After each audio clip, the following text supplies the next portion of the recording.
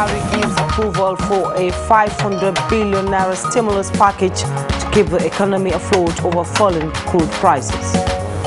Mr. President has also approved that the Ministry of Finance, Budget and National Planning should engage with the Central Bank of Nigeria to agree on a debt and interest moratorium for state and for the federal government.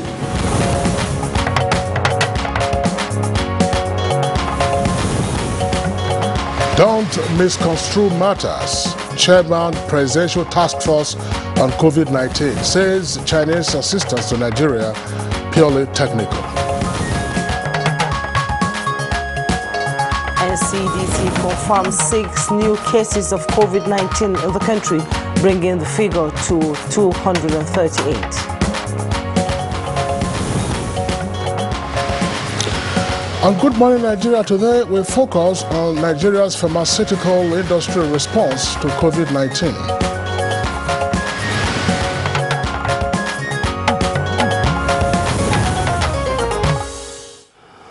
What I am about to say is like stating the obvious. COVID-19 is real and raging seriously across the globe.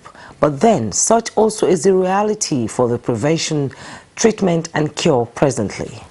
You're right, Juma. Now, the global search has been on for preventive and treatment drugs generally in order to tame the coronavirus, and quite a number of trials are ongoing in the search for a vaccine.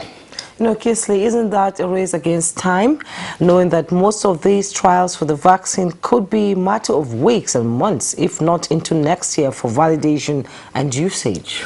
Well, unfortunately, we've been with the new coronavirus for just about 4 months, and it's still a very, very serious concern. But of course, one other area that we have to take a look at is that a number of nations that have been impacted by coronavirus, such as India, have now outlined measures intended to, at the moment, freeze pharmaceutical exports in order for them to adequately address their own cases back home. So, where does that leave a country like Nigeria that is largely import dependent? Quite some pertinent questions there, Kingsley. With a large percentage of our drugs and other pharmaceuticals importation coming from India, China and some European nations, then it is worry time, truly. So how about falling back on the capacity of our indigenous pharmaceutical companies? That's all right. Why not? That's one question to also ask, because since the outcry over the consequences of COVID-19 threatening medical supplies and drugs meant in order to contain a pandemic in other parts of the world, also arises as to what we are again doing back home. So what are the alternatives available to us as a nation, even as affected nations race against time in securing medicine for their citizens, Kingsley? Very pertinent question there. Another would be what has been cleared so far for human consumption in this part of the world, even as the commonly known drugs and brands for other ailments are being touted as possible treatment for COVID-19. There are many more questions alongside the ones we have already raised. And our guests in our conversation segment will, of course, take a look at those in further detail. My name is Kingsley Osadolo, and I'd like to welcome you to this edition of Good Morning Nigeria. As always, we are live on the network service of the Nigerian Television Authority. And I'm Juma Yusuf. Man, thanks for joining us on the program. From wherever you're watching us, we are reaching you from the nation's capital, Abuja. Apart from the main conversation, we will bring you our complimentary segments, which include newspaper review, business and others. Let's now join Usman Aliu for the morning highlights news. Good morning, Usman. Good morning, Juma and Kingsley. I hope you are staying safe. President Muhammad Buhari has given approval for a 500 billion naira stimulus package to keep the economy going after crude prices fell more than half the budgeted benchmark in the wake of COVID-19. The minister, Zainab Ahmed, spoke on the planned spendings. Mr. President has also approved that the Ministry of Finance, Budget and National Planning should engage with the Central Bank of Nigeria to agree on a debt and interest moratorium for state and for the federal government on CBN-funded loans in order to create fiscal space for the states and the Federation. And now to the latest figures of coronavirus in Nigeria. As at 9:30 p.m. on the 6th of April, the Nigeria Center for Disease Control, NCDC, confirmed 6 new cases of COVID-19 in Nigeria, bringing the total number of confirmed cases to 238. Of the 6 new cases, 2 are in Kwara, 2 in Edo, 1 in Rivers, and 1 in the FCT. 35 of the 238 cases in Nigeria have been discharged, while 5 deaths have been recorded. Meanwhile, the NCDC already reported that the Lagos State Biosafety Level 3 laboratory has been activated for the COVID-19 testing. This brings the number of tested labs in Nigeria to 9. Chinese assistance to Nigeria in the fight against COVID-19 is in the areas of technical support and provision of personal protection equipment, but not to take over the nation's healthcare system. Chairman of the Presidential Task Force on COVID-19, Boss Mustafa, who made this clarification at the daily briefing, appealed to Nigerian medical professionals not to misconstrue the assistance from China. The support coming from China is a corporate social responsibility initiated by CCECC. Over 150,000 pieces of assorted personal protective equipment, as well as 50 medical ventilators. The Chinese doctors are not accredited by the Nigerian Medical Association, so they cannot practice in Nigeria. So I don't see where the fear is. Any other news not emanating from either the ministers or from this press conference related to COVID-19 cannot be attributed to us. In the meantime, the Speaker of House of Representatives, Femi Gbajabiamila, says the Chinese doctors coming to Nigeria to provide assistance on tackling COVID-19 must undergo laid-down protocols. He said this at a meeting between the leadership of the House and the Minister of Health, Dr. Osagi Hanire, and the Minister of State for Health, Olorunbe Mamora, adding that the measure became necessary to take precautions and allay fears expressed by many Nigerians. This is even as the 2 ministers assured the Speaker that the 18 Chinese doctors will not have personal contacts with patients during their stay in the country. In a statement from his special advisor on media, Laure Lasisi, the Speaker explained that the essence of the meeting was in response to complaints about why we are bringing in Chinese doctors. Gbajabiamila noted that Nigeria needs this intervention from the Chinese, but it is mandatory that they observe all the protocols laid down for the disease, such as being quarantined for 14 days as stipulated, and also comply with all laws. Speaking during the meeting, Minister of Health Osagi Hanire told the House leadership that Nigeria did not officially invite the Chinese team, but that it was an offer arranged by a group of Chinese companies based in Nigeria as part of their corporate social responsibility to Nigeria. The Chinese gesture has no financial implication for Nigeria, the minister stressed. And Nigeria and the United Nations have launched a basket fund to provide financial, logistic and technical support to Nigeria in the fight against COVID-19. Chairman of the Presidential Task Force and Secretary to the Government of the Federation, Boss Mustafa, while launching the fund in Abuja, said it will complement efforts already initiated by the federal government to contain and manage the pandemic. The one COVID-19 basket fund is robust and is capable of rapid procurement of equipment and consumables, as well as supporting socio-economic interventions, and assure you that this will spur Nigeria to work harder. There again, I call on the international community. Debt alleviation must be a priority, including immediate waivers on interest payments for 2020. Already we have paid 1.2 million euro to UNICEF, and I expect to be able to announce significant additional support for the fund very soon.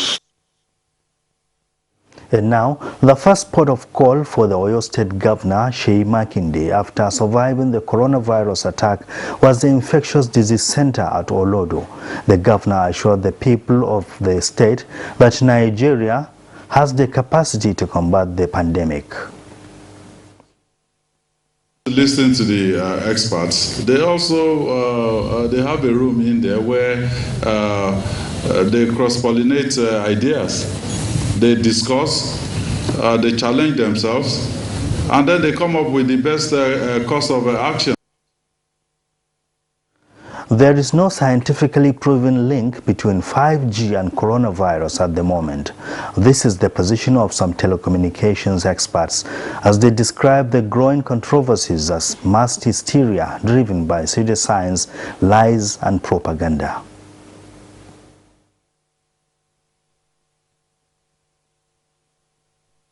So I think that 5G is another kind of improvement. Yes, there might be problems with it, but I don't see it as being dangerous really for humanity, like in the manner in which it's being linked now with COVID-19. All technologies have encountered this kind of fear, this kind of mass hysteria.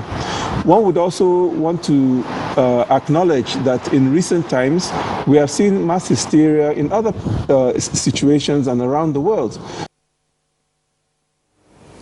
The federal government has declared Friday, April 10 and Monday, April 13 as public holidays to mark the 2020 Easter celebration. The Minister of Interior, Rauf Arebeshola, who made the declaration on behalf of the federal government, urged Christians in the country to emulate outstanding characteristics of Jesus Christ, among which are tolerance, love, peace and compassion. Rauf Arebeshola further called on them to use the occasion on this year's Easter celebration to pray for Nigeria and the entire world at this time of global emergency of COVID-19. And that's the news highlight for now. Good Morning Nigeria will continue after the break. Stay with us.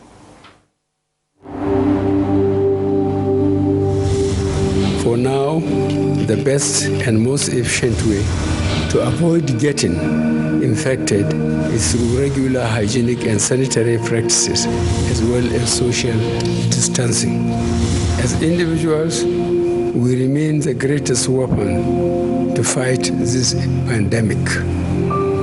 By washing our hands regularly with clean water and soap, disinfecting frequently used surfaces and areas, coughing into a tissue or elbow, and strictly adhering to infection prevention control measures in health facilities, we can contain this virus.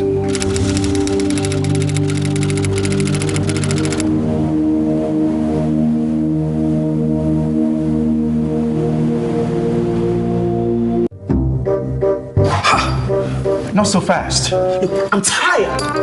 I want to check out of this country for greener pastures. Just calm down for a moment. Please sit down. Do you have a job where you're going to? No, but someone is arranging, Listen, Aliko. Checking out of this country without proper planning means one thing. Unimaginable begin. I've been in the diaspora, but legitimately doing great things at home and abroad. As I've been saying, without the proper footing abroad, the risk is not worth it.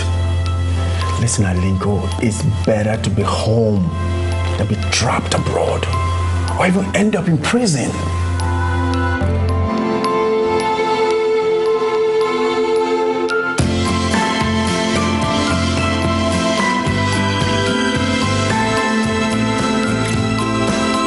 Perfect family may be under threat by germs. Germs can cause infectious diseases like diarrhea, typhoid, and flu. These infectious diseases are amongst the biggest killers of adults and children. In Nigeria, tens of thousands of children under the age of 5 have died due to diarrhea caused by germs. These illness-causing germs are everywhere. Dirty surfaces, on cuts and wounds, on your clothes, in unclean bathing water. To protect your family from germs, use the power of Dettol's 1 capful. For surface cleaning, for first aid, for your laundry, in your bathing water, and to protect your family from up to 100 illness-causing germs. Introducing Dettol with aloe vera. Soothing aloe vera, the power of Dettol, which is soft on skin and hard on germ. Be Dettol Sure. Coronavirus is real.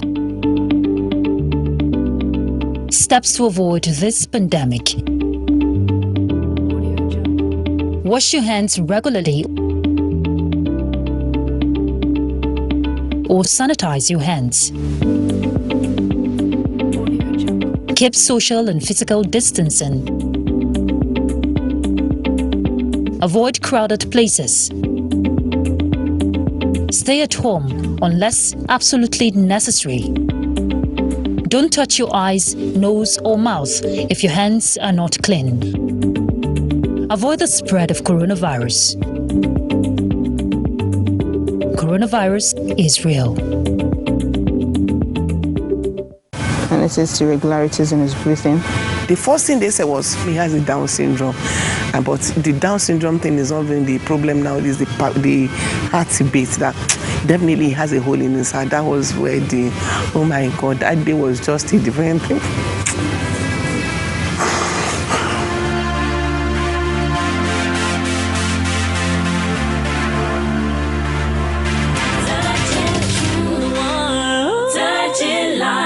The main way coronavirus spread is when infected people sneeze and cough. Small droplets of fluid expelled by cough or sneezes are laced with viruses looking for new respiratory tracts to infect. When a sick person sneezes around someone who is healthy, the virus can land in the nose, mouth, or even the eyes, causing an infection. Symptoms can include fever, cough, shortness of breath. Symptoms may appear within 2 to 14 days. Seek medical advice if you develop symptoms and have been in close contact with a person known to have COVID-19, or if you live or have recently been in an area with ongoing spread of COVID-19. This message is brought to you by the Nigerian Television Authority, NTA, Africa's largest television network.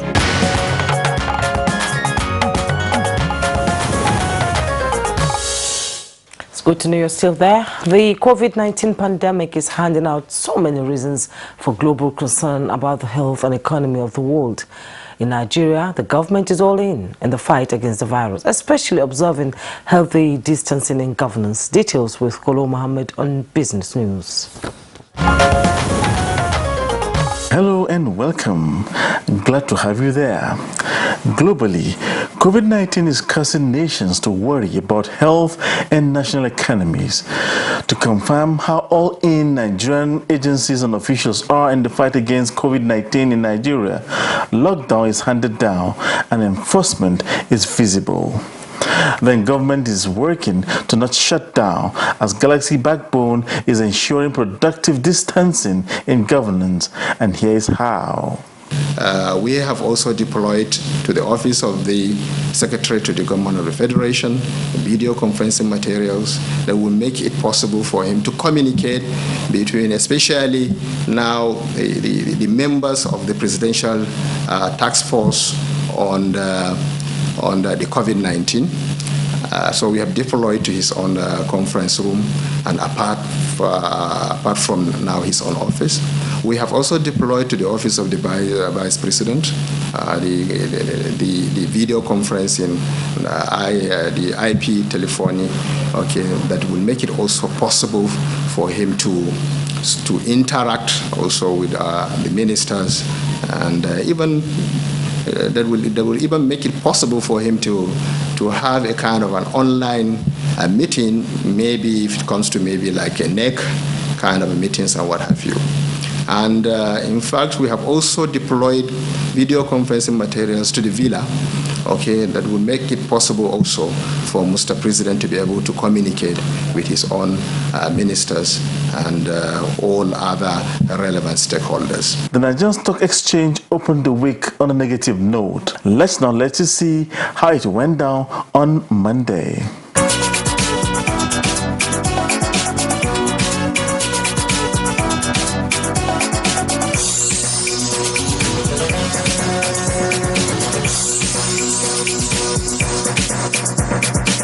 My name is Kolo Mohammed. It pays to stay safe and observe healthy distancing. Thanks for having you along. Many thanks, Kolo Mohammed, for the business package. Next is newspaper review.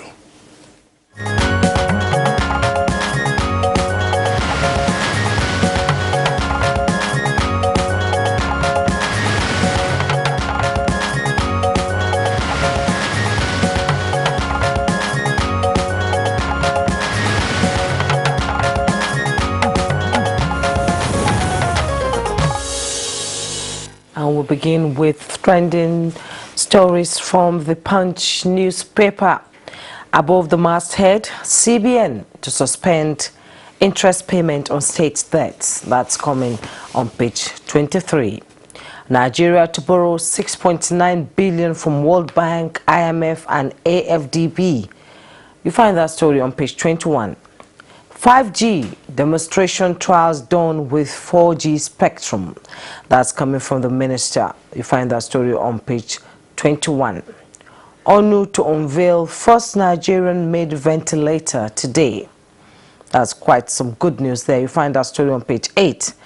And below the masthead, 67 Togo returnees detained in Seme face 14-day quarantine.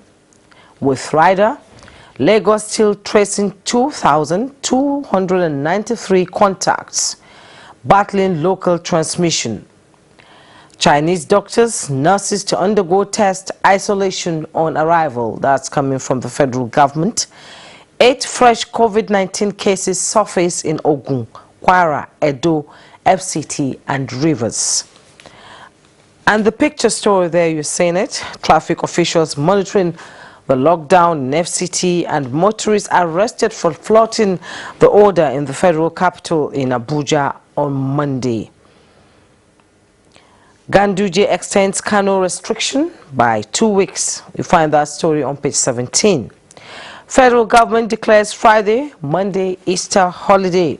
That story is on page 8. Kaduna threatens total lockdown as residents flout stay-at-home order. That story is on page 28 also.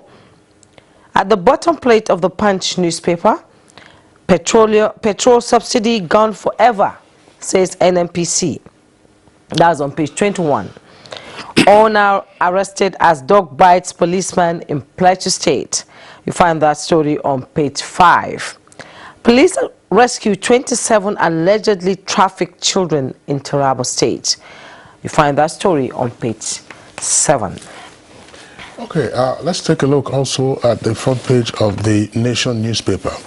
The Nation newspaper has as its lead story COVID-19, and it says COVID-19 row deepens over 18 Chinese doctors. You have two writers, Bajabi Amila, that's the Speaker of the House of Reps. They must be quarantined. SGF and ministers seek support for action.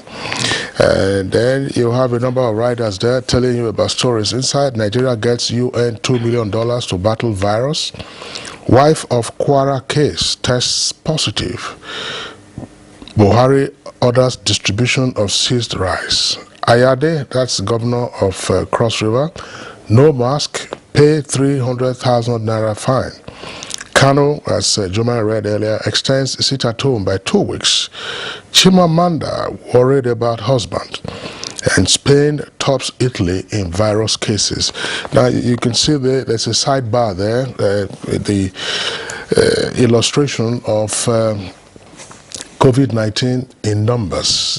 Global figures, over now 1.3 million cases, and over 73,000 persons have died from COVID-19, and you have 277,000 who have recovered. The U.S. continues to lead in terms of the number of cases worldwide. That's about 356,000. Closely followed by Spain, which is 135,000. Spain has now overtaken Italy, that for a while was in number 2 position. Italy has 132,000, but Italy continues to lead the world in terms of fatalities. You have about 16,500 persons who have died. France, China, and Iran, and the UK, they're all there. And then you have COVID-19 cases in Nigeria. The figures are also represented. 238, number of deaths 5, and recovered 35. I don't know, Punch appears to always add 2 to his numbers. Yes. I don't know where that figure is coming from. What we have here is 238 in our bulletin, 238, but Punch is reporting on his own front page that is 240. That would appear, there's no clarification as to where they got those figures from. Now, also there on the front page of the Nation newspaper, Federal government targets 2.7 trillion naira stimulus cash and to take $3.4 billion in IMF coffers. Then right at the foot of the front page, 30 Air Force helicopter gunners graduate. That's page 4. Shekau, as the leader of Boko Haram, must surrender. That's page 25. Let's go above the nameplate of the Nation newspaper. Sacked Benue varsity doctors protests. 30 personnel affected. That's page 6. Funke Akindele and husband convicted. Naira Marley for trial. That's the writer to that details on page 6. And federal government to hire 774,000 persons, says Minister of Finance. That's 1,000 persons per local government. JAMB delists 9 CBT centers. And Boris Johnson, that's the UK Prime Minister, taken to intensive care. Details on page 30. And very quickly, we also take a look at the front page of the Leadership newspaper. Leadership, a number of the stories are also what we read from the others, but the lead story, of course, is an emphasis saying NNPC won't pay subsidy on petrol anymore. They're quoting Kyari, who is the NNPC GMD, says it is zero forever. Market forces to determine price of commodity henceforth. Oil price won't go below $20 per barrel. And crude down by $3 as supply uncertainty pervades market. They still have on the front page why we need Chinese doctors, and that's attributed to the SGF, and reps give conditions for accepting them. Below the photograph, you have this headline: Lockdown. CJN, that's Chief Justice of Nigeria, extends closure of courts indefinitely. Although there's a qualifier to that cases that are urgent or otherwise time-bound will still be heard. 385 Americans and 200 Canadians evacuated from Nigeria. Zulum to resettle 28 displaced communities, and FIRS waives late return penalty for taxpayers. And court sentences Funke Akindele and husband to 14-day community service. Page 10. All right. The news making the trend around Nigeria now. Yeah, very. I mean, as I said, it's a very busy front page that we have for all the papers. Yesterday, of course, the story of the arrest of Funke Akindele and her husband, the story was right there on the front pages. And the most significant thing about all of this is that they were also charged to court, you know, where all of this within 24 hours. And it's interesting that they didn't choose to waste the time of the court. Yes. Just simply pleaded guilty, and once the charges were read, charges were read to them, and the magistrate, you know, took the decision, you know, with regard to convicting them, 14 days community service, 3 hours for each day, other than Saturday and Sunday, and a fine of 100,000 naira each. And then, of course, they will also have to be in isolation for 2 weeks at a location to be determined by the Ministry of Health of Lagos. I think that's the way to go. I mean, it was obvious to all and sundry that there was a breach of the COVID-19 regulations in Lagos, and it was an unnecessary step taken by Funke Akindele and her husband to celebrate the husband's birthday, besides disturbing the neighborhood, but also flouting. I see some ex-Lagos governor candidate, Babatunde Bodamasi of the Action Democratic Party in the state, his wife, Naira Marley, are in custody to be arraigned, I think, today too. But that's right. All those who were at that party, I think they've all either been picked up or they've been advised to surrender themselves for trial. I mean, it's not a joking matter.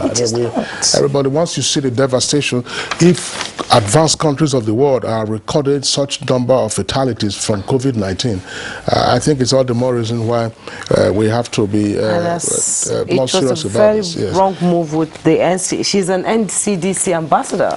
No, NCDC has denied that. You know, but I mean, she was promoting Dettol and all the need for, improved personal hygiene and hand washing. But you can see, Juma, the story on the row over the Chinese doctors, it's not just going away. Yesterday, the SGF, who is the chairman of the Presidential Task Force, gave his explanation. The ministers of health, that's the minister and the minister of state, also met with the speaker of the House of Reps and also explained.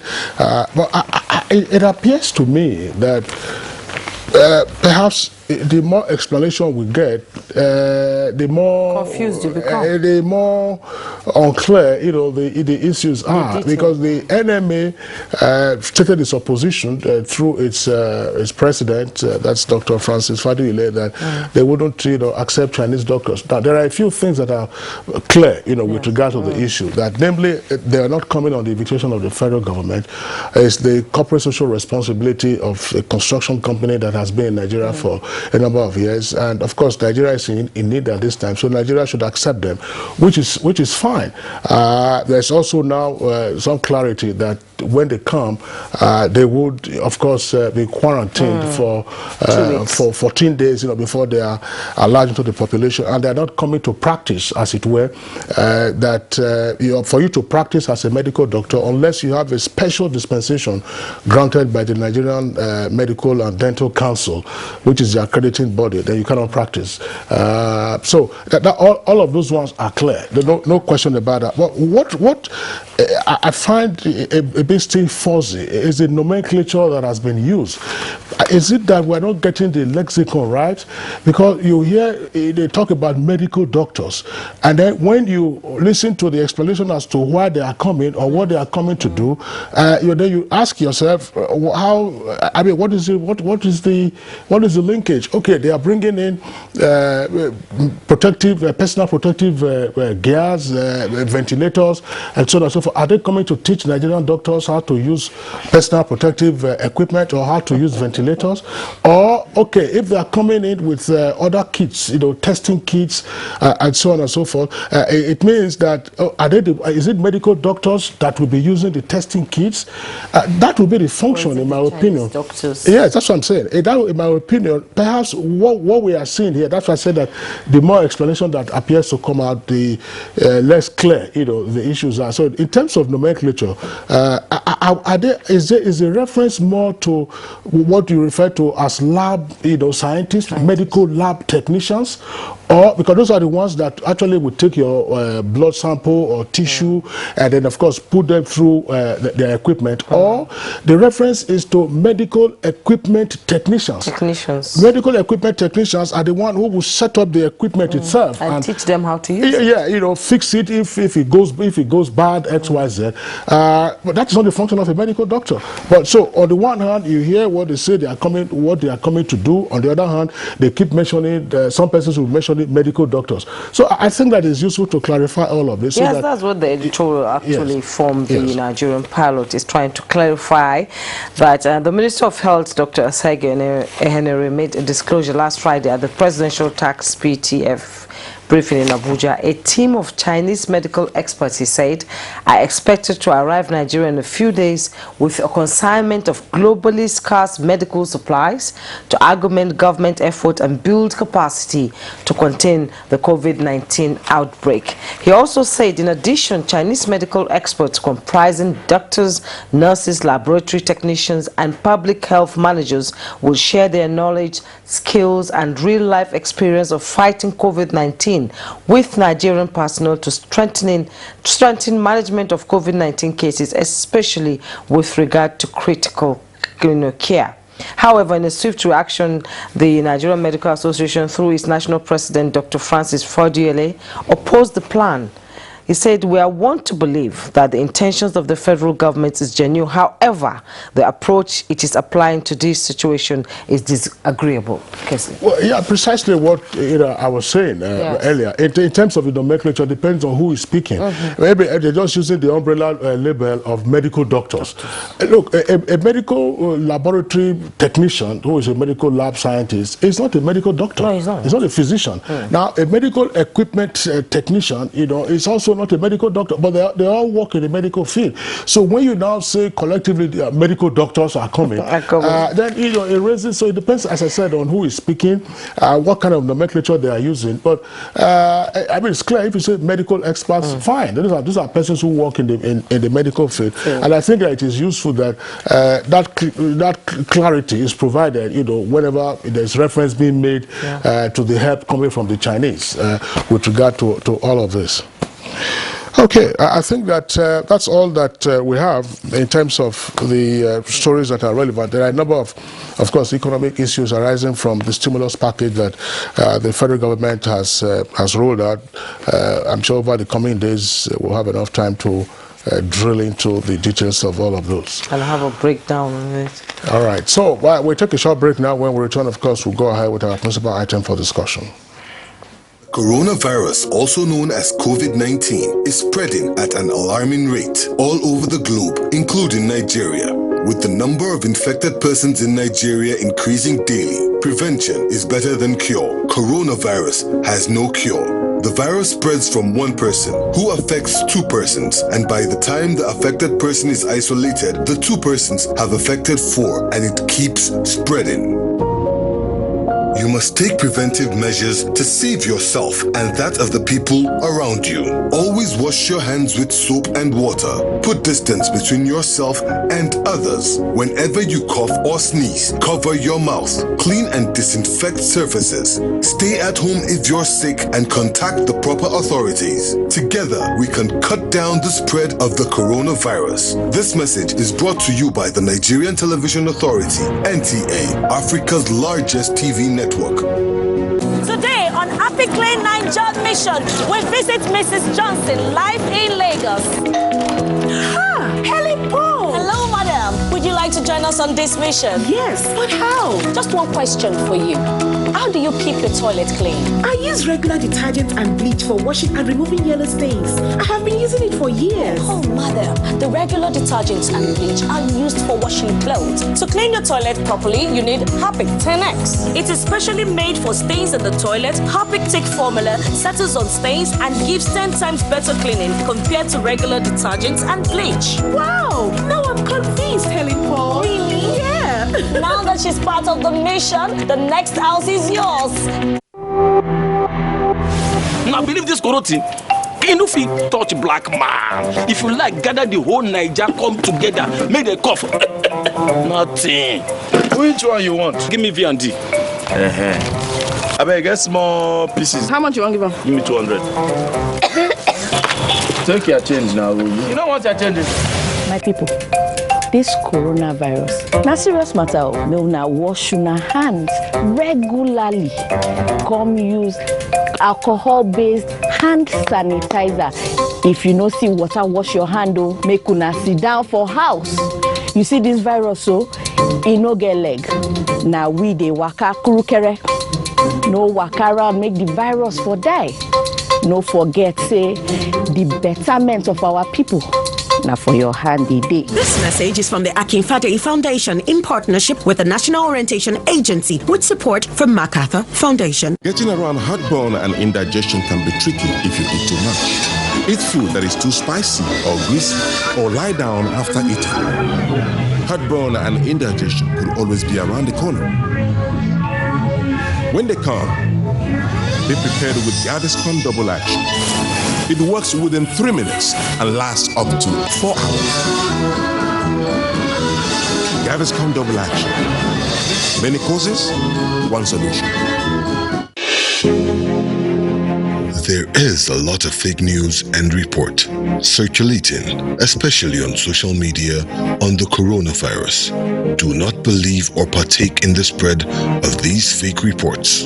If it is not on the official website or news from the Nigerian Center for Disease Control, NCDC, disregard such report. Only together can we beat this virus. Only together can we overcome this pandemic. Follow the instructions and guidelines provided to combat this virus. Most importantly, stay at home. Self-isolate, regardless of your status. The virus doesn't move unless we move. Let us work together to better Nigeria. Together, we can do this. This message is brought to you by the Nigerian Television Authority, NTA, Africa's largest television network. When I was a little girl, I loved spending time with Mum and Grandma cleaning the house. I was so excited to sing in the choir. And your shirts are always so white. I knew what Mum's secret was. Today, I'm a modern woman that still trusts the secrets passed down to me. It's Jik, of course. The original trusted bleach, which can be used all around your house for amazing results. Shh, it's our little secret. It's no secret. It's Jik's best ever extra whitening power. Just Jik it. Cadbury Hot Chocolate 3-in-1. A delicious combination of rich cocoa and wholesome goodness of milk. Just add hot water to get an instant chocolatey treat. Cadbury Hot Chocolate 3-in-1. Just add hot water. Available in stores at 18 naira.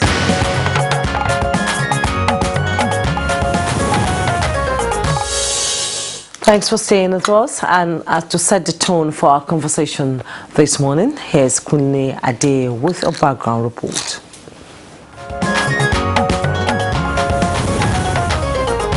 The global coronavirus pandemic is real, with over 1 million population infected as fatalities in the thousands recorded. The health systems of several nations is so stretched. With no known cure presently for the virus, scientists are relentlessly working in the laboratories to come up with vaccines that will eventually put to rest the apprehension and agitation generated by this scourge. Nigeria is also caught in the web, as the country is now managing over 200 patients with over 20 discharged. As the cases keep rising by the day, everybody seems to be a pharmacist of sorts, as prescriptions ranging from herbal to orthodox pharmaceuticals are being peddled and recirculated on and offline. These prescriptions range from the use of antibiotics, anti-malaria, pain relief drugs in fighting the coronavirus. So from home-made traditional recipe as remedies to over-the-counter advice, it's a catalog of anxious references. Another worry is rife, as most drugs administered in Nigeria are imported. Countries where these drugs are manufactured are also battling with the virus. Hence, if eventually local demands in these countries overwhelm their production, what will the situation look like in Nigeria? Does the Pharmaceutical Society of Nigeria have the wherewithal to step into the big shoe, or can alternative medicine be a remedy? Appropriate answers and other insights by guests in a moment.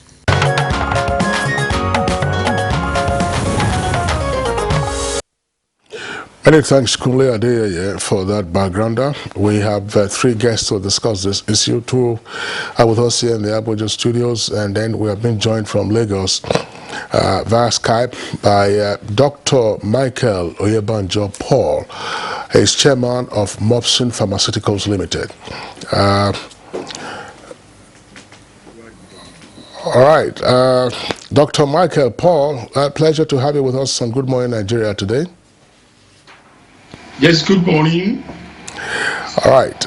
Also here with us in the studios is Dr. Obi Adigwe. He's Director General of the Nigerian Institute of Pharmaceutical Research and Development. Pleasure to have you, Dr. Adigwe. It's good to be here. All right. And we also have in the studio this morning Moshood Lawal, Director Food and Drug Services, Federal Ministry of Health. You're welcome to Good Morning. Good morning. Good morning, Nigeria. All right, there's no question about it that the world is entering a new phase and a new order, all of it occasioned by coronavirus. We have seen what it has done to the very advanced countries of the world, and we've also seen what it's doing to some developing countries. And there are projections as to what would happen when this season of fear and anxiety and tension is over with regard to coronavirus, but more particularly pharmaceutical supplies and pharmaceutical readiness of each of the countries. I'm just wondering, let's begin with Dr. Paul, who is chairman of Mopsin Pharmaceuticals Limited. How are we stepping into this new world order, if you like, in terms of our pharmaceutical industry?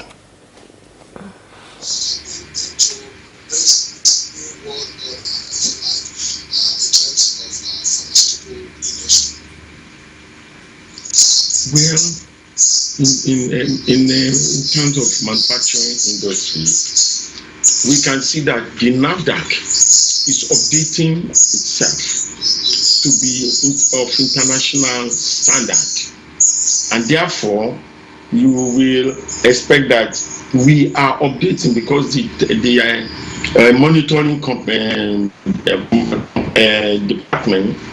NAFDAC, is updating itself to a world-class standard, and so they will be able to help the companies to update themselves. If you can still hear us, you know, we've been facing some health challenges in Nigeria, Lassa fever, Ebola and all that. Why does it take us, you know, when we get to a critical situation like this, for us to sort of sit up and trying to find solutions to what is happening, like COVID-19 now? Why does it take us so long to realize that we need to sit up? And it's a wake-up call, actually. Why is it taking so long? Why does it take us so long to realize that we need to sit up and say, wake up call, actually? Why is it taking so long?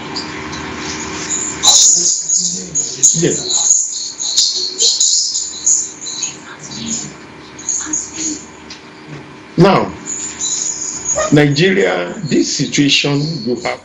We apologize to our viewers. There's some fuzziness with the Skype connection. This is part of what we are trying to achieve with regard to social distancing, so we don't cram all our guests, you know, into one studio. And of course, there's restriction in movement in several parts of Lagos, unless of course you are on essential service. But let's return to our studios and then throw the same question to Dr. Obe Adigwe, DG of NIPRID. Look. It is clear that we're going to have a brand new world after COVID-19 is over. How is the pharmaceutical subsector stepping into this? What kind of baggage are we bringing into this brand new world? What kind of advantages, you know, are we also taking into this new order against the background of what we have seen by way of desperation for pharmaceutical products and then other medical supplies? So, Kingsley, to take that question properly, I would first like to give you an outlay of what pharmaceutical industry maturity looks like. At the very basic level, you have people who import all their medications. Following that, you have people who import the, what do you call it now, import the tablets, import the syrup, and then package. So that's the packaging level, that's the next level. Then just above that, you have the finished pharmaceutical products manufacturing, which is where Nigeria is. Above that, the more mature level above that is people who produce APIs, active pharmaceutical ingredients, and then you have the highest level of maturity, which is original R&D. Nigeria has been at level 3 for a long time. It is commendable when you look at our neighbors around sub-Saharan Africa, but when you look at our potential as a country, it's not commendable. Nigeria has been at level 3 for close to a decade, if not more now. And our argument, especially underpinned by medicine security, is that you cannot sit at one level and be comfortable there. You need to start working towards becoming more mature in your pharmaceutical industry contribution.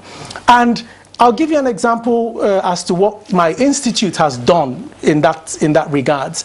The National Institute for Pharmaceutical Research and Development has a pilot API production plant. So what that particular plant is meant to do is that plant is meant to train Nigerian scientists on producing APIs. It's meant to demonstrate pilot production so that investors can come in to produce APIs and a lot more things. So what we need to take away from coronavirus, back to your question, Kingsley, is that as a country, we need to sit up. The opportunities are there. What coronavirus has now taught the whole world is that you cannot depend on one center of manufacturing for the entire world. And post-coronavirus, I can predict confidently that you will start seeing regional centers of manufacturing. And in Africa, 1 billion people, combined GDP, $3.2 billion, there will be a need for a regional center or hub for pharmaceutical manufacturing. As the Nigerian pharmaceutical sector sits now with 162 local pharmaceutical manufacturers, close to 500 pharmaceutical companies who do importation and have that capacity, close to 25,000 pharmaceutical professionals, a cornucopia of other professionals who feed into pharmaceutical R&D. There is no country better situated in Africa as to emerge the manufacturing hub for the whole continent. But having the potential is just one part of the story. There's a lot more that needs to come into place. Government policy needs to come into place. Industry engagement needs to come into place. Even the man on the street needs to now start saying, when he goes to his pharmacy shop, give me made in Nigeria. I'll give you an example, Kingsley. This is the hand sanitizer that was product developed in NIPRID within 72 hours of the scarcity. It's not a complex formulation, but at NIPRID we wanted to make a point. Once the coronavirus hit 27th of February, my team went on the drawing board. We drew up a list of 10 different things that we could do to address coronavirus. The first of them was quickly formulating a pilot production of hand sanitizers to demonstrate that you don't need to, face a scarcity, because this is a critical product. Now, would you believe that before we brought this to market, there were still people who were importing hand sanitizers? The additional thing we did with the hand sanitizer is we developed a database of all pharmaceutical manufacturers who produce hand sanitizers and have excess capacities in their factories. What we wanted to do was to bring these capacities to bear so that other people could buy into these capacities and make the product available. And I went on the field to engage with some of these manufacturers. Some of the stories heartbreaking. They said during Ebola 6 years ago, Nigerian government and other people called to us. We started producing hand sanitizers. After we produced hand sanitizers, we invested money, we developed capacity. Guess what happened? Post-Ebola, people went back to importing hand sanitizers. You would find people who would go to pharmacy shops and say, no, don't give me made in Nigeria hand sanitizer, give me made in China or made hand sanitizers that are made abroad. So it's a collective effort, and it has to be coordinated for us to get to that next level of becoming Africa's manufacturing hub. Thank you, Dr. Obi. Moshood Lawal, as Director of Food and Drug Services, Dr. Obi is saying we need a pharmaceutical hub. That means we, apart from the ingredients for the drugs, we need equipments. Where are we on that in Nigeria? Yeah, thank you. Dr. Obi has rightly said that our pharmaceutical industry has remained at a particular level for more than 20 years, not just 10 years. And it just simply boils to one thing, that as a nation, we have not set priorities. As a nation, we have not recognized, even though we see it by mouth, our naturally given role as leader of the black race. We have not recognized the responsibility that is associated with that position. When President Buhari came in, he said no more to food importation. That's food security. Imagine now if we had to add the issue of food to shortage of drugs. If you have to import rice and other things that are made, they will not produce locally. So Nigeria have to set in motion another agenda on food, medicine security. As a nation, we must make tremendous effort to start from the smallest one. We talk of active pharmaceutical ingredients. There are what we call excipients. Maize starch. When you pick paracetamol tablet, they say 500 milligrams. You take that paracetamol tablet to the lab to weigh, it's 600 and something milligrams. Yes, because there are other things added to the paracetamol 500 milligrams to make the tablet what it is, to make it the source when it gets into your stomach. We call them excipients. One of them is maize starch. We don't produce any pharmaceutical grade maize starch in this country. Rather, we all take maize starch as as mouth organ, according to one of our former politicians. So we really need to start. Let us start from the capacity we have, and we are not in short of good policies in this country. We don't need a new policy. We need a new guideline or law to govern Nigeria. All we need is to implement our policies. And as I said, we should also realize that as a nation, as the leading black nation, we have a duty. And that duty is to make sure we set the agenda right for the black race. And it involves a lot of resources that has to be to be invested in it. And the beauty of it, madam, is that we don't need to go back to the laboratory. A lot of things have been done. And the beauty of science is that whatever you do, you cannot keep it secret. For the rest of the world to accept it, the processes that led to it must be made open. They say it must be reproducible by another group. If you say you have done paracetamol from A to Z, someone should be able to go back to the laboratory using that same process and come out with paracetamol. So all we need to do is to set an agenda. Let us start from producing the excipients. Let us look at the simple pharmaceutical products which we can produce, the active ingredients. February this year, India placed a restriction on the importation of paracetamol and its formulations. Metronidazole, which is a popular flagyl, and its formulation. I remember about 30-something years ago, there was a pharmacist, one Chief Akani, in Lagos. He tried to produce the penicillin, that is ampicillin, ampiclos. It's a simple process, which you start from sugar, the leftover of sugar extraction. Then you inoculate it with some bacteria, and the process starts. So let us look at those areas. We cannot have everything. The Western world depends on China, just like Japan. Packaging material. The only thing we produce in this country is water. And I remember there was a time we were even importing bottled water until General Obasanjo came in 1999 and said enough was enough. We are importing fruit juice in this country. So let us make a national decision that this should be something we should be taking post, because COVID-19 has shown us that we are vulnerable, highly vulnerable. And the only solution is to do a rethink. Thank you. Moshood, Dr. Adegwe and Dr. Michael Paul joining us via Skype from Lagos. The topic for our conversation this morning is COVID-19, Nigeria's pharmaceutical response.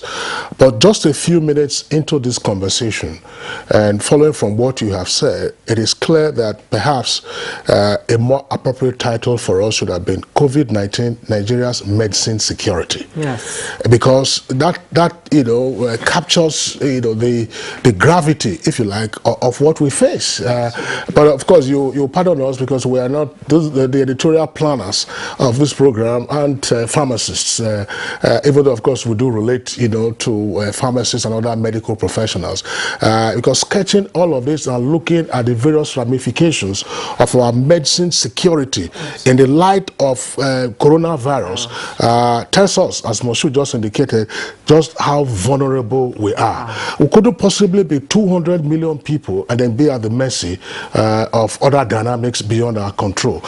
We understand that the Skype connection to Dr. Michael Paul is all right now. Dr. Michael Paul, sorry, we had some glitch when we came to you. Give us a sense of your appreciation of Nigeria's medicine security from the pharmaceutical perspective against the backdrop of coronavirus.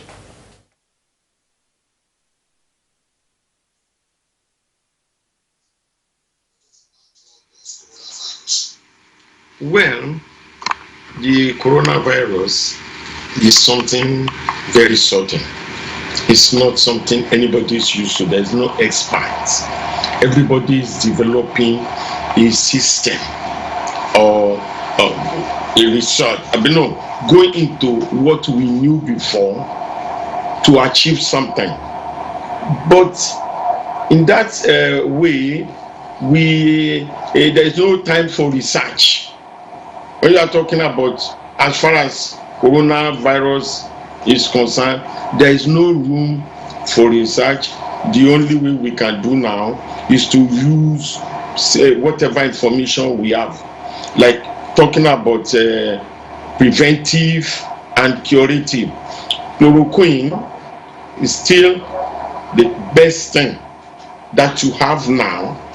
Even United States and all other countries, in the world, where there is no malaria, I've not been using chloroquine. United States, some European countries, they don't even know how to treat malaria. But because we have always been having malaria, that's why chloroquine is here. So the only thing we have to contribute here now is to talk about chloroquine. Even some people say herbal, don't go yaro, drink it if you can. But there is no specialist so far. We are all studying the situation. So what I'm going to ask is that, as far as medicine security is concerned, there is nothing Nigeria makes. United States had to go and beg India to give them a chloroquine because they don't manufacture it. And India has banned exportation of anything. But when you think about Nigeria, we are at risk. Even the packaging, we don't make anything. Like my friend, the director said, only water comes from Nigeria. And this water has to be treated with imported machine and chemicals. So we are really, the government has to reorientate itself into looking and satisfying the industry so that we can bring in, we can start primary industry, producing raw material. It's a primary industry. You cannot do the two at the same time. So it is important that some people invest into primary industry, then come to secondary industry. Like otherwise, we will always be at risk. If only water is what is available in Nigeria, yeah, definitely at risk. Why has there been an improvement? Government policy, fiscal policy, dollar exchange rates, borrowing rate, and all of that things. To lose the connection there. Again, back to Dr.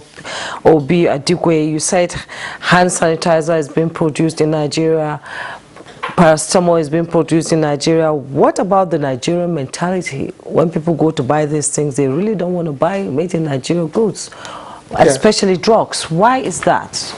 Well, Jumay, before I get to your question, I'd just like to take a bit on medicine security.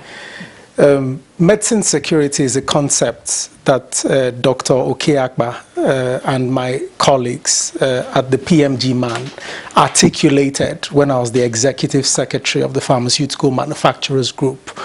And it's a simple concept that argues that unless a people are able to determine how their medicines are manufactured and distributed, that particular set of people will not be able to guarantee sustainable access to safe, affordable, high-quality medicines.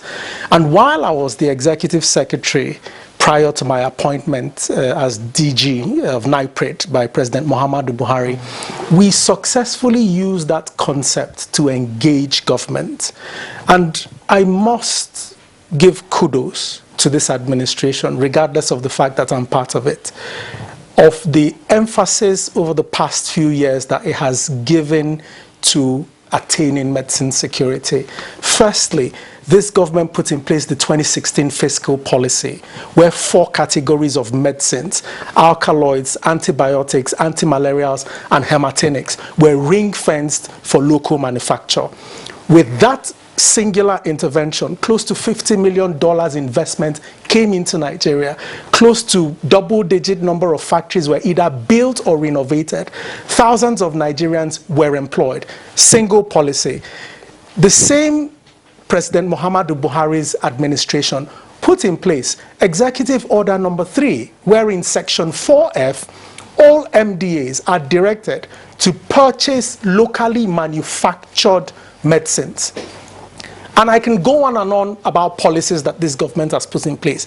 But coming down to medicine security and tying it directly to your question, Jume, we as Nigerians, as somebody said earlier on, tend to be reactive rather than proactive. It's a big weakness.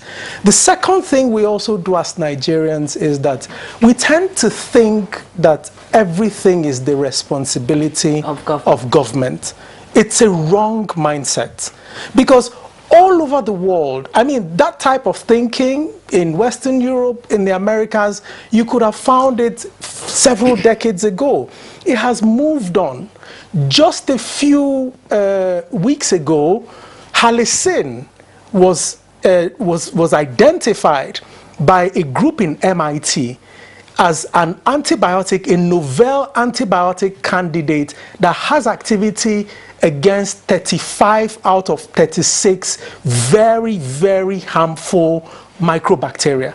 You remember we were discussing antibiotic resistance. That's right. Halicin came into the market. And how did it come into the market? A private sector foundation partnered with MIT and put together a center for artificial intelligence and machine learning. And within a very short period, that particular center, which is a joint private sector and university collaboration, brought one of the most groundbreaking interventions in antibiotic history. We need to start seeing more of that in Nigeria. People need to start to take personal responsibility of their reactions. People go to pharmacy shops. I'll tell you something, Jume. I have two daughters. They were both born at Leeds General Infirmary in the UK while I was doing my PhD. Do you know that while I was doing my PhD, I used to come back to Nigeria to buy made in Nigeria medicines and take it back to the UK to give my daughters? That's the kind of confidence that I have in made in Nigeria medicines. I don't know where that thinking came from, that imported things are better than locally manufactured things, but it's a totally spurious thinking.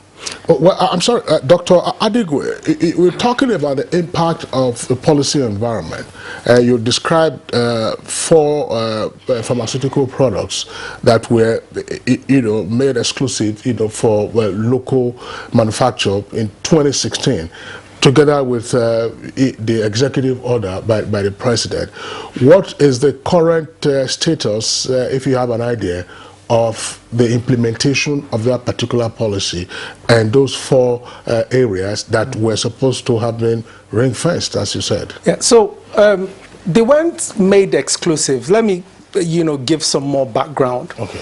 Prior to 2016, you had what you call the common external tariff across West Africa, which basically said that all pharmaceutical products should come into Nigeria at 0 duty. And at the same time, you had people who were manufacturing locally, bringing in equipment at about 15 to 20 to 25% duty tariff. What that meant is that you had a policy environment which local manufacturers had to pay more taxes than people who were importing. And President Muhammadu Buhari's government came in and said, well, this won't work. And after our engagement, what they now did was they put in what you call an import adjustment tax on those 4 categories. So they said, if you're going to be bringing in antibiotics, antimalarials, hematinics, and alkaloids, you will be paying 20%.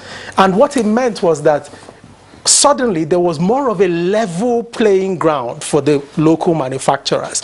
And then certain people who have been importing medicines, I'm talking big multinationals, who they didn't pay any duty, they'll just manufacture in some Asian country and flood it into Nigeria, now said, hang on, we're going to be paying 20% import adjustment tax. Why don't we invest money and buy a factory in Nigeria? And that's exactly what happened. So in direct relation to your question, for the 2016 fiscal policy, just before I was appointed DG NIPRID, I was part of the review, and we demonstrated to government that policy was working, and government retained that policy. As you're aware, a fiscal policy is valid for only 1 year. So that policy has been running from 2016 till date. And I'm very, very thankful to the people at the Federal Ministry of Finance, Budget and National Planning, thankful to the people at the National Customs Service. These are guys who have made that policy to be implemented. Coming to the second one, which is the Executive Order number 3. There were about 7 to 9 categories in that executive order. You had uniforms, you had food and beverages, you had vehicles, and all that. Unfortunately, the level of implementation for that 2016 fiscal policy in relation to pharmaceuticals, we have not seen in the executive order number 3. And you ask a good question. Whose job is it to implement? I throw it back to the media. Do some investigative journalism. People have done something to call out people who import uniforms. I'm aware that now a lot of Nigerian agencies prioritize locally manufactured uniforms. I'm also aware that people like Innocent supplies the military and other agencies with vehicles. These are all outcomes of that executive order number 3. And it has effects on job creation, it has effects on security in those areas, but unfortunately the most important of them, arguably, which is medicines, I don't think it has had the impact it should. It should. Okay, Dr. Adigwe, thanks. Juma, I think we should also ask the director, who is in charge of food and drug services in the Federal Ministry of Health, still on the policy environment. What exactly is amiss? Because Adigwe was saying a while ago what happened 6 years earlier with regard to, shall we say, something as common as hand sanitizers. Manufacturers were given the go-ahead to produce hand sanitizers, and all of a sudden the policy environment changed and so people started importing. And of course, once you are importing, then you begin to deal with high inventory, which means bad business for you in that regard. So what is the policy consistency with regard to the pharmaceutical subsector in enhancing our medicine security? Thank you. Well, the policies are there. Right from the National Drug Policy 2005, which is the review is being concluded now, that we must more patronize locally produced products. Go back to Procurement Act 2007, there is even a local percentage for local preference to manufacture something. But again, it comes down to implementation and allowing the institutions of government that have been created to also perform their duties. In implementation, we are, by those 2 laws, we are expected to patronize locally produced drugs in our procurement, and then also make sure that there could even be instances where their cost could be higher because of other factors like all industry in Nigeria, as said by Mr. Paul, has to produce the water itself. He has to produce the water, go through the purification process. He has to produce electricity for himself to use and other things. In some cases, he has to produce the road to lead to his factory. If he doesn't want to, his trailers that bring in heavy duty something. But some of our nations, as I said at the beginning, we have beautiful policies, but we are short in implementation. And I think it still boils down to one culture. People must be held responsible. That why did you not buy this paracetamol from EMSO? Why do you have to buy the one made in UK? And there should be penalty. Because those society we regard to as orderly society is because people are afraid of the implementation of the deterrent in violating the law. You say, we saw something that happened in Lagos 2 days ago. 2 days ago. And you look at the speed which that issue was addressed. If we had been doing that in the past, I'm sure we'll not be where we are today. So we need to ensure that our laws, our guidelines, our policies are implemented. And there should be a body in this country, for God's sake, that we monitor the implementation of those policies. Because we come up as a nation, we set up a committee, do this. At the end of the day, that committee finishes its job. What happens to the report? But what is the role of NAFDAC here? Because NAFDAC is doing its job. NAFDAC major role is to ensure, number one, that the products that come into Nigeria, manufactured in Nigeria, are of the right quality. To ensure that they are safe for use. That's the NAFDAC major role. Then NAFDAC, in its wisdom, introduced what they call 5+5 policies. That if you register a product that is not manufactured in Nigeria, and you have a lifespan of 5 years, for you to renew that registration, you are only allowed renewal for once by a policy. And after that first renewal, you are expected to produce that product in the country. That policy had been in place, it was not enforced. But the new leadership of NAFDAC has insisted that should be done. So we are now to wait for the implementation of that policies. Because if we implement that policy, it means you have invested in this country, you have benefited from this country importing a product for 10 solid years. Then you should be, if you still have faith in that country, you should be able to produce that product in this country. But it is also very important that when you are talking of implementing policies, the nation should look at some basic things. And we cannot do away with that. We had Michelin in this country before. Liver Brothers. The next Nescafe you drink in this country is coming from Ivory Coast. We used to have a company next to there. So why did Michelin stop producing in Nigeria? All the other companies I've mentioned, how did they stop producing? The environment. The machines use heavy industries. Some of them have to be at work 24 hours. You get it? So they need power. We should think of industrial hubs. What do you call it? If you go to a country like Vietnam, they have a whole village industry. So you could get dedicated power to such area. Even when the generality of the country does not have enough power, those sections of the country that are so vital to the survival of the country should have 24-hour supply of electricity. You know, Juma, the more we talk about this, I mean, this is not to scare anybody, but just to contextualize, you know, COVID-19 and coronavirus.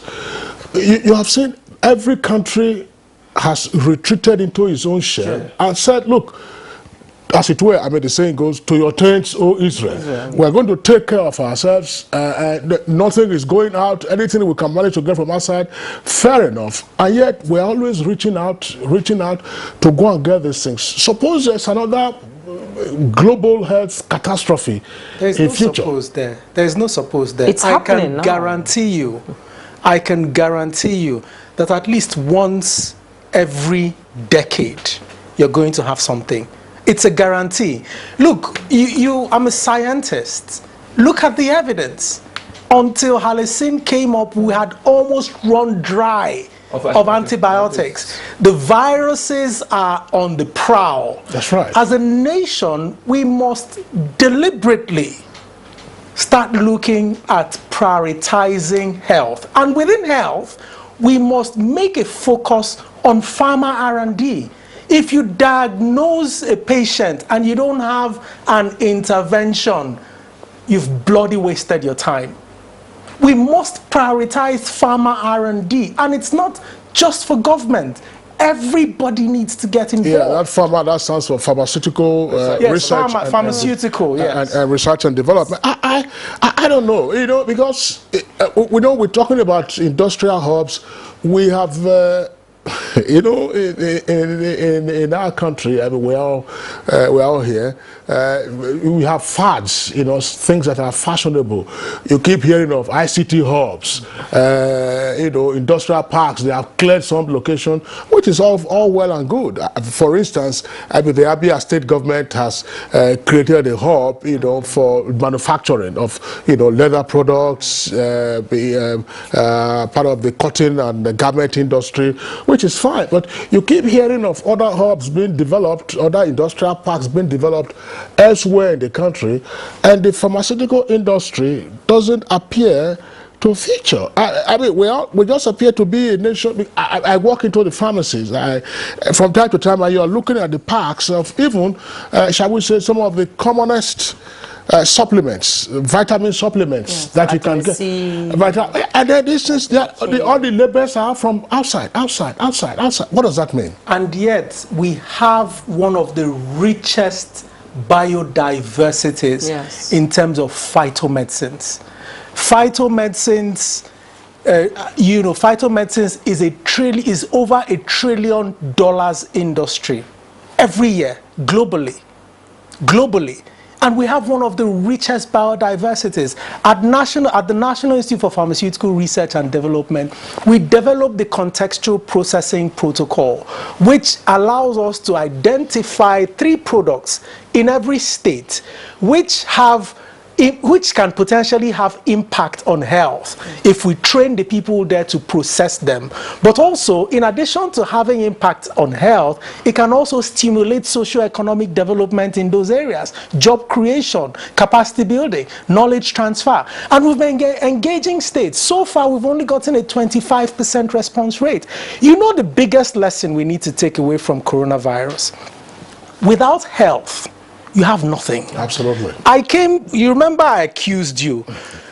Frequently, you engage people, and when they have a choice, they put health at the back. Now, who's watching football? Nobody. Now, who's making movies? Now, who is going to parties? Without health, you have nothing. You go to a party now, you go to jail.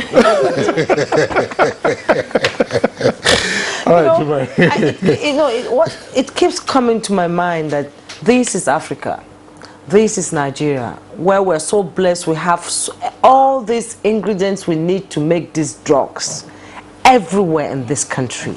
Pharmacotherapy is the new treatment for conditions like that. Where are we on that in Nigeria? Well, we are trying, but we must do more. Really do more. In the sense that, as the DG said, if it's in the arts, there must be research and development. Yes. Not to talk of in pure science. We must put money in research and development. Because when you say this thing does this, you need to prove it. Yes. That is science. And because lives of millions are involved. We don't want a situation where you just come up with something. And it is that process of research and development that brings in trust and belief in that product. So we need to spend money on research and development. It takes a lot to bring out a single product of acceptable standard. And at times, you even go out, you may not get what you are targeting. Yes. If you already issue of development of penicillin, it was an accident. And one critical area of research and development is observation. So what he was looking for, he had not reached there. But along the line, he observed some development and decided to probe into it. And there, behold, penicillin, which was after the sulfonamides, became a revolution in medical science. So we need to spend more on research and development. And we are not short of institutions. We have NIMA, the Nigerian Institute of Medical Research in Yaba. We have the the Institute for Pharmaceutical Research and Development here in Abuja. We have so many other institutions and universities. So we need to bring money into science. And again, we must also emphasize the culture of people learning core science. Yeah. Yes, I'm a pharmacist. But I want to tell you, my job as a pharmacist, I'm a derived scientist. With the real sciences are chemistry, biochemistry, molecular biology. Those are the real sciences. Mathematics. How many medical doctors have won the Nobel Prize in medicine? Kingsley. It has all been a biologist, a physiologist, a biochemist. So those are the real people who do the work. When they do the work, it's left for us, the pharmacists, to translate it into dosage forms. I'm not saying pharmacists are not trained, but those who have gone, when you talk of vaccine biology, you're talking of virologists. People like late David West. Yeah, Tomori. Those are the people that really do the work. The nation must also invest In the 60s, our leaders gave people scholarship to go and learn. The tragedy of the black nation today is that when I send my kids to go abroad to go and have a master's degree, it's lost. Yes. It doesn't come back. So the skill that we need, we need are not even, they are running away. So policies must come up to encourage research and development, to focus on core sciences, and make sure we retain them. The environment which we work must. And then, I don't know whether we are going to start from the scratch again. As the DG said, the culture of patriotism must start from the beginning. We must believe in ourselves. And nobody will develop Nigeria for us. That's all we must know. In fact, we have a burden as a nation. And that burden is that the rest of the world will rather prefer where we are. So the burden is that it's left to us to make sure we do not remain where we are. So we must spend money. For pharmacotherapy, if I understand it very well, to be successful, as I said, we must spend money on research and development to create trust and belief in those products.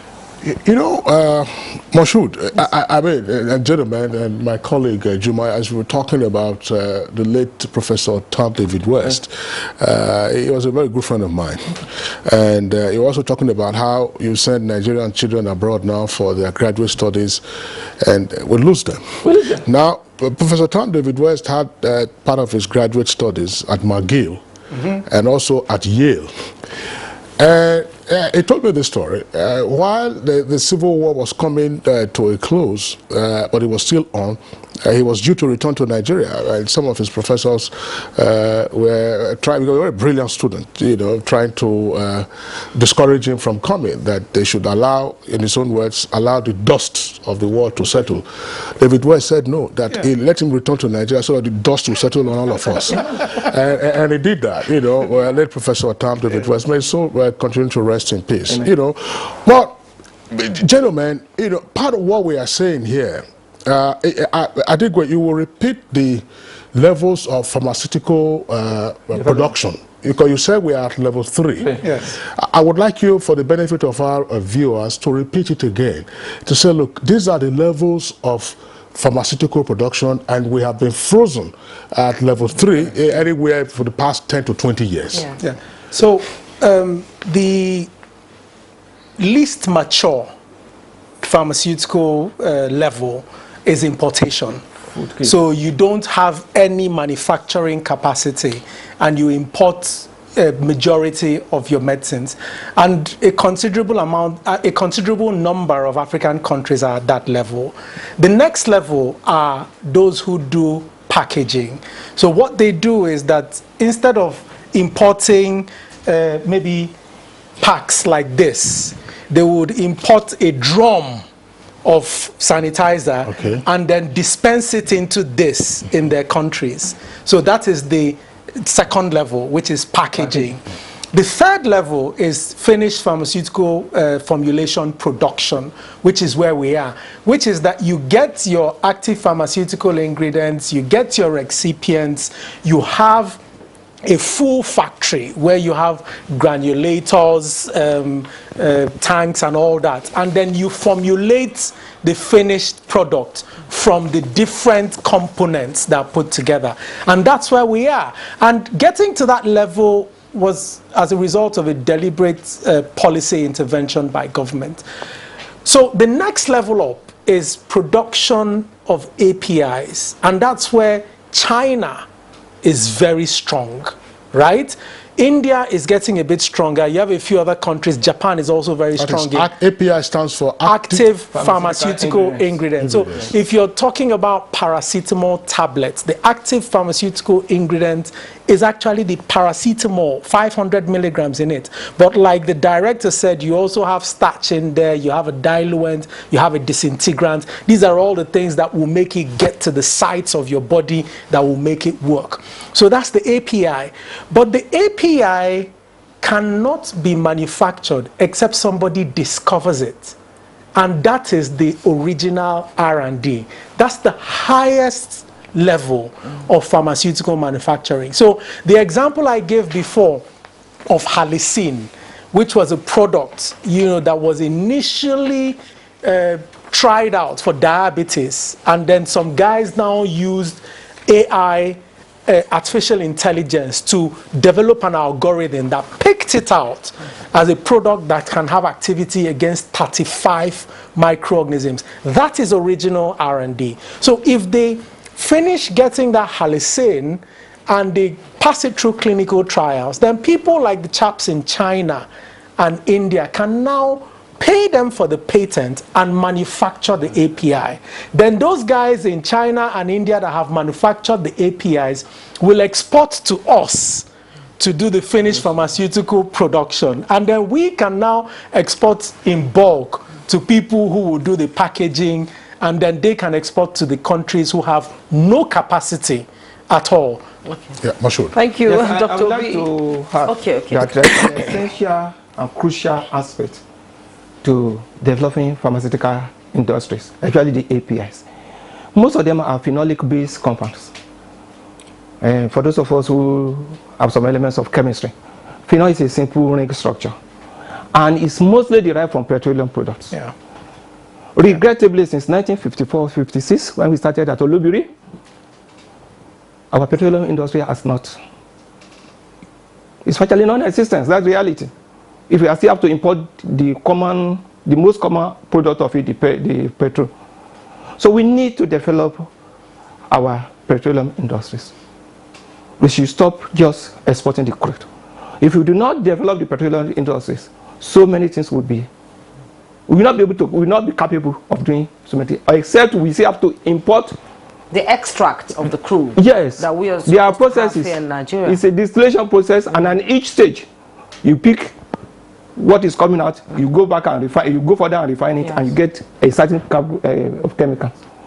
The Warri second refinery at Warri was supposed. That's Port Harcourt. Port Harcourt, sorry. Yes. LMA was supposed to produce petrochemical something.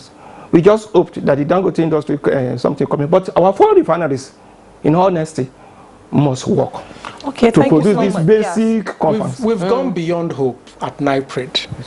A few months after I was appointed, production of APIs was #1 on my list. And we engaged NNPC. We've also engaged Dangote, and his industries. Because like the director rightly said, every barrel has about 22 to 25% of petrochemicals in it. We engaged NNPC. We had a meeting with its top level staff. They had us in a room at NNPC Towers. They put all the refineries on the screen, and we advanced our discussion to the level of talking about a partnership between NNPC and NIPRID to start stimulating that industry, because you need to have a policy direction before all the other parts will fall in. Unfortunately, that particular management has exited, and we're starting with the new management. It's another problem. Okay, thank you so much. We'll continue this discussion, but we need to take a break right now. When we return, we talk more. For now, the best and most efficient way to avoid getting infected is through regular hygienic and sanitary practices, as well as social distancing.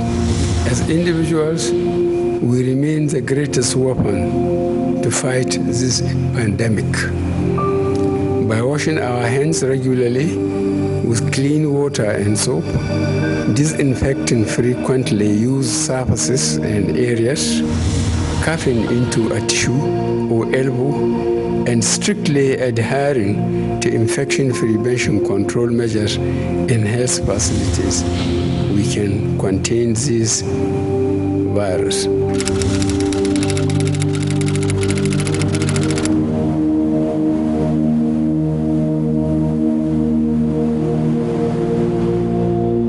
Perfect family may be under threat by germs.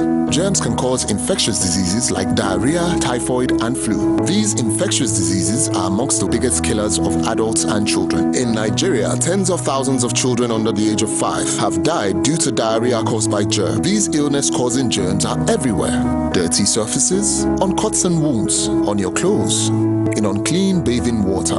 To protect your family from germs, use the power of Dettol's 1 capful. for surface cleaning, for first aid, for your laundry, in your bathing water, and to protect your family from up to 100 illness-causing germs. Introducing Dettol with aloe vera. Soothing aloe vera, the power of Dettol, just soft on skin and hard on germ. Be Dettol Sure. Nigerians, coronavirus is dangerous. It can kill. When you see this sign, high fever, cough, shortness of breath, drowsiness, pneumonia, don't panic, don't hide, don't embark in self-medication. Promptly visit the nearest medical facility. Report all cases to the nearest hospital. Prevention is key. Avoid contact with infected persons. Avoid crowded areas as much as possible. Wash your hands regularly. Use hand sanitizers. Your life is precious. Stay alive. Live long, live right. This message is sponsored by the Federal Ministry of Information and Culture and the Nigerian Film Corporation. Nigerian Film Corporation, powering possibility. The coronavirus, also known as COVID-19, has been declared by the World Health Organization as a global pandemic. While clinical trials are ongoing for a vaccine and a possible cure, there is no known treatment for the coronavirus. Nigeria has recorded some of these cases, and people are advised to take these preventive measures to keep themselves safe and contain the further spread of the virus. Wash your hands frequently with soap and water or use hand sanitizers all the time. Maintain social distancing. Avoid touching your eyes, nose, and mouth. Practice respiratory hygiene. If you have fever, cough, and difficulty breathing, seek medical care early. Do not panic. Stop the spread of unconfirmed news. Follow the official government news outlets and report all cases immediately. This message is brought to you by the Nigerian Television Authority, NTA, Africa's largest.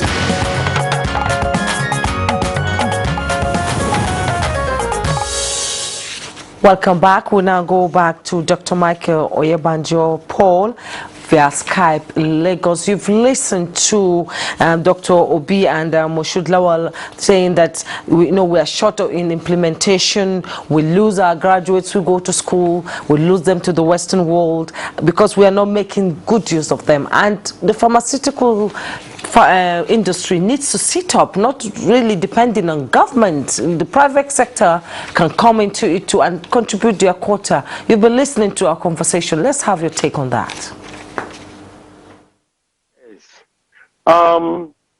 Most of the discussions that that have been discussed so far are old efforts, and the condition in Nigeria probably is not good enough for pharmacists, doctors, nurses, all of them to remain in their country.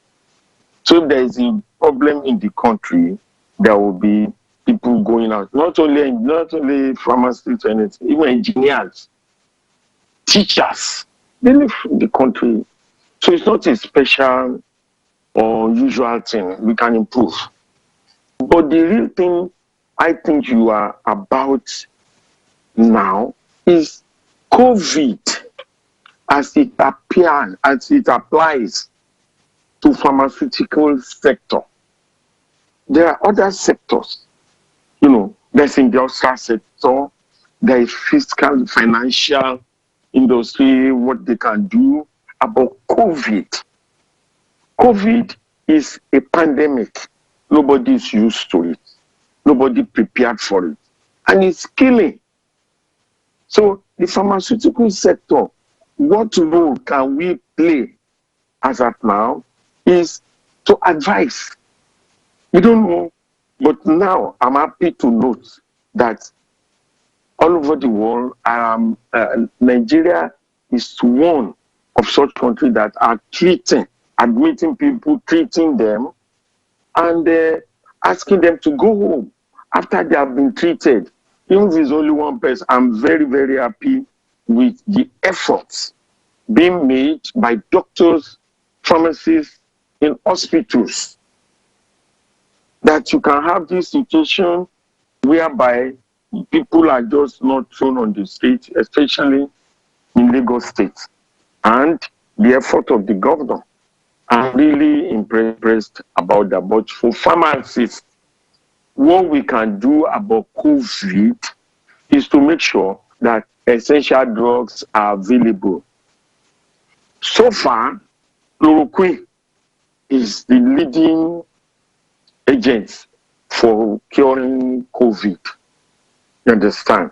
But pharmacists in Nigeria are the country is short of chloroquine, which you need for COVID.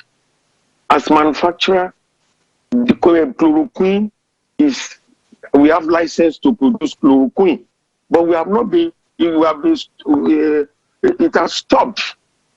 The NAFDAC at one time, by some other, not this current one, banned the production of chloroquine. Why?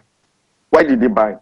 Just because a new product appeared in the market, chloroquine that had been in Nigeria or in use for over 100 years, suddenly was stopped and nobody had it. Assuming there is chloroquine still being used for treating malaria, it's still working. The new one that has been artemisinin is pharmaceutical. The resistance is developing on them too. So if we had the choice of having chloroquine restored for the treatment of malaria, there will be no shortage. So that we will now be able to tell you, take chloroquine 2 tablets weekly. It can prevent, it can be a prophylactic for the virus. So what I'm saying is, let the pharmacists have opportunity now to produce chloroquine. If there's any urgent way we can get chloroquine, there is no doubt about it. There are books, there are papers written about the efficacy of chloroquine in treating this thing, along with 500 milligrams weekly with taking zinc every day can prevent or can be a prophylaxis for this thing, for coronavirus. Coronavirus is not a new thing, but the new thing is that this new strain we have does not exist here. It is a Chinese problem. How they got it, nobody knows. Only that it is killing and it's ravaging the whole world. So my own contribution now is let NAFDAC allow importation of chloroquine. They have stopped people from importing it in favor of artemisinin. That is the politics. I don't know that politics that time, but let everybody have the choice of using chloroquine as anti-malaria. Even as we are talking, chloroquine is available with some industries. Okay, thank you so much, Dr. Michael Oyebanje Paul. Will now come back to the studio. You wanted to respond to Moshood Lawan to what you were saying. The issue of chloroquine has to be very, very clear. Nigeria has not adopted chloroquine for the treatment of coronavirus. What there has been a report that, in fact, before coronavirus came up, it is already in literature that chloroquine has some effect on it. But there is something we say in science when you develop a drug, that unregistered indicator, unlicensed indicator. You see some drugs, they are useful for maybe treating gonorrhea, but because not much work has been done to ascertain other consequences of using it, they will put it as unlicensed. And companies could be fined heavily for using it, for promoting it for that use. So chloroquine is in that category. And until further work is done on chloroquine, Nigeria is not prepared to use it. Even in those countries that we have said, it's just if anybody using it, it's an individual effort. It has not been adopted by a nation. What Nigeria has done today is that the appropriate agency of government, which is NAFDAC, and with a body in the ministry, which has to be on ethical research, NREC, has given approval for a clinical trial on chloroquine. The importation of chloroquine was not stopped in this country, but its use as a first-line anti-malaria drug was stopped in line with global trend. and it was based on development of resistance. You get it? It's a chloroquine, whether we like it, is a form of an antibacterial, antimicrobial organism because it acts on the plasmodium. You get it? But when it was discovered that in the 90s that and 80s that was discovered that resistance was developing on it, and a new product emerged. They were to stop the use of chloroquine as a first line. So we see how people who bring in chloroquine for treatment of other ailments. It's also indicated in other ailments. But on coronavirus, nothing, no position on it until the outcome of that clinical trials, which is commencing in Lagos State very soon. Okay, thank you so much. We had quite a number of tweets that just came in. Nigerians want to contribute to the conversation. I'll begin with Dele Jack Solomon. Nigeria's dependency on imported active pharmaceutical ingredients as well as equipment used in drug manufacturing is a huge threat in fighting COVID-19. The reliance on foreign countries may lead to a serious medical crisis in the country if we are unable to source the drugs needed. Akeju Olagbaju. Now, drug production is a business that generates employment along the value chain. Due to lack of support and over-regulation, the subsector has been stunted and barely survives on manufacturing analgesics and antibiotics. The raw materials are abundant. Government, please give support. And first with Akimboyewa tweets, since Nigerian pharmaceutical industry is a critical part of our healthcare community, it has the biggest role to play in responding to COVID-19. Time our pharmaceutical companies use their knowledge, experience and resources to developing diagnostic and treatment for the disease. Ibrahim Oduaje. Now, it's a big challenge to our pharmaceutical industry to come up with research that can cure the virus. Do Nigerian pharmacists have the capacity to respond to COVID-19? Do we have necessary technical expertise and facilities to do so? Comrade Alejin Gala says we have a lot of talented pharmacists in our country, Nigeria, but government is not utilizing them. Most of our drugs were coming from other sisters' country. Amogbala Hombabs, pharmaceutical industry is as critical as other relevant sectors of the health. Now, this is the time where we need synergy amongst all of these groups and bodies to work as a team. Medicine, pharmacy, microbiology, alternative medicine, it should be one for all and all for one. And Titus Mondenok tweets, is it possible that our pharmaceutical experts start researching with our traditional medical practitioners? Maybe we can find a breakthrough this, since we are presently in a dilemma finding a cure and fatalities due to COVID-19 is on the rise daily.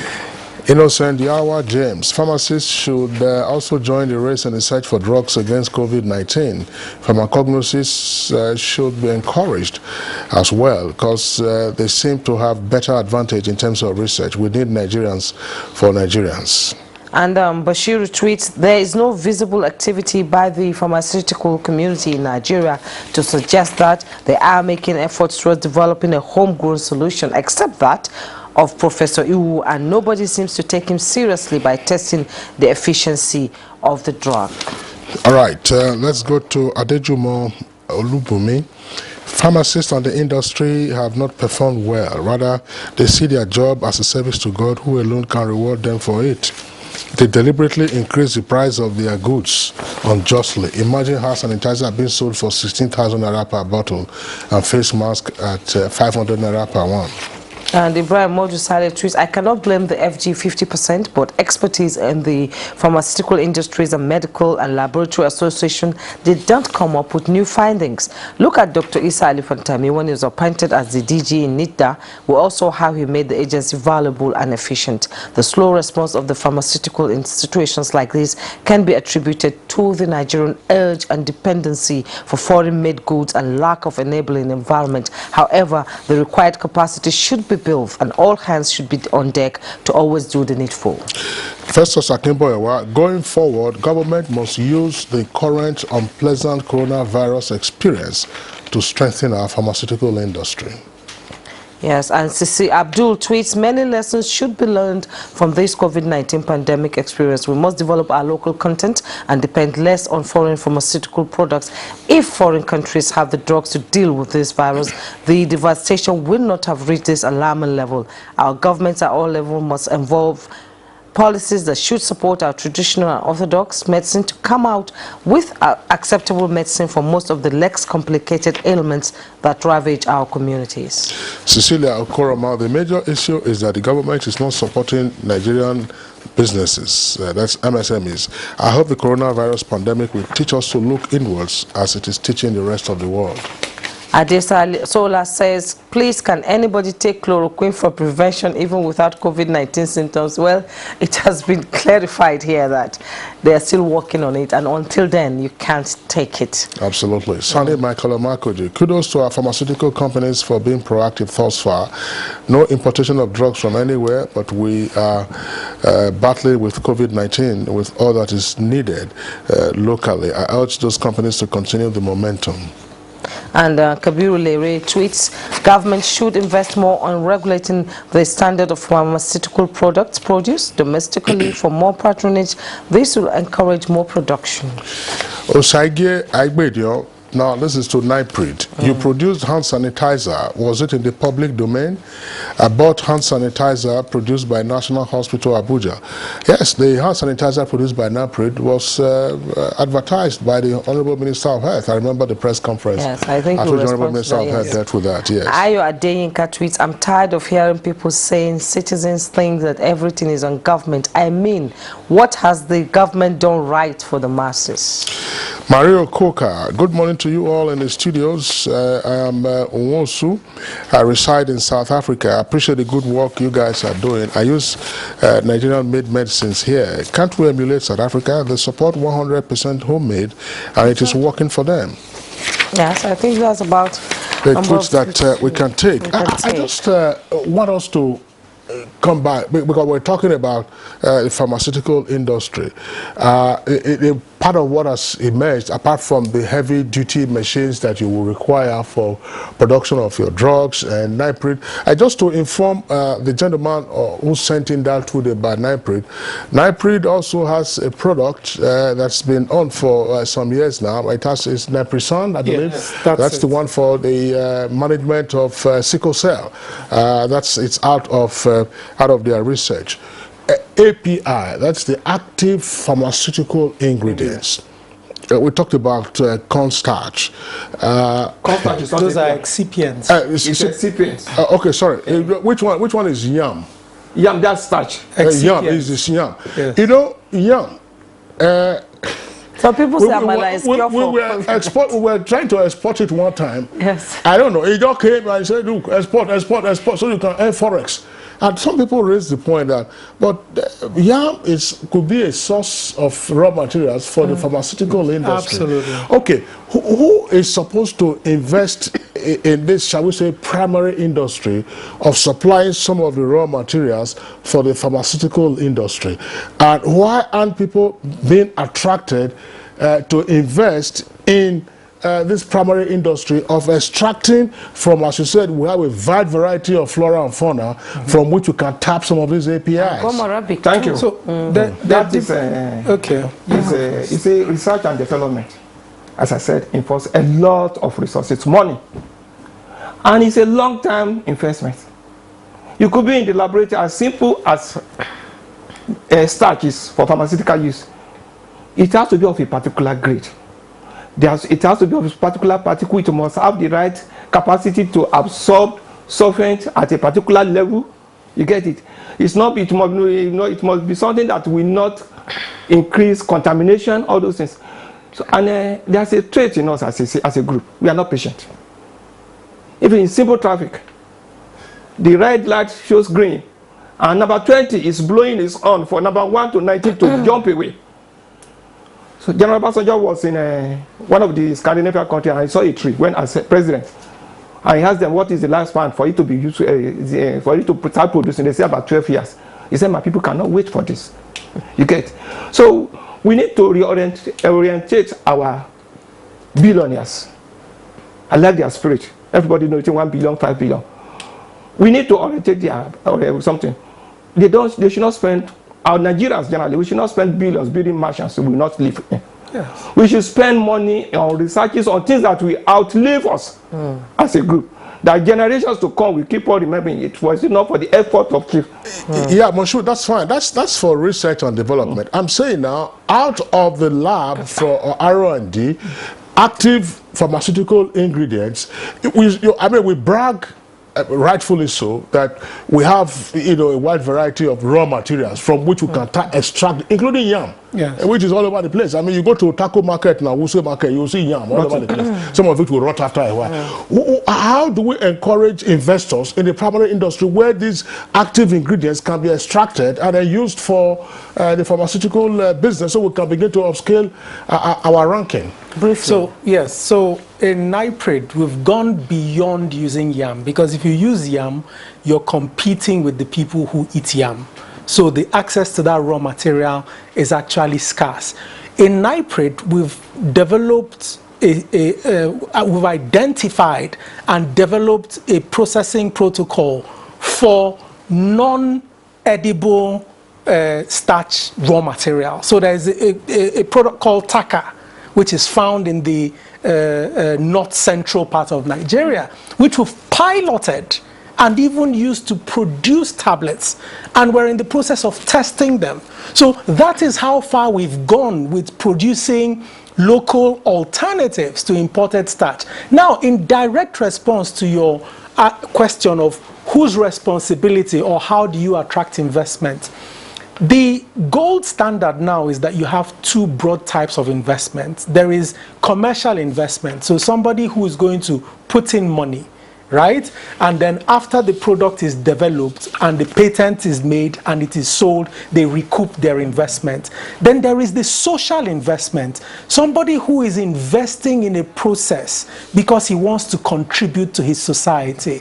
In the developed world, the social investment far outweighs the commercial investment. You have people who say, my father died of hypertension. NIPRID, here is 500 million naira.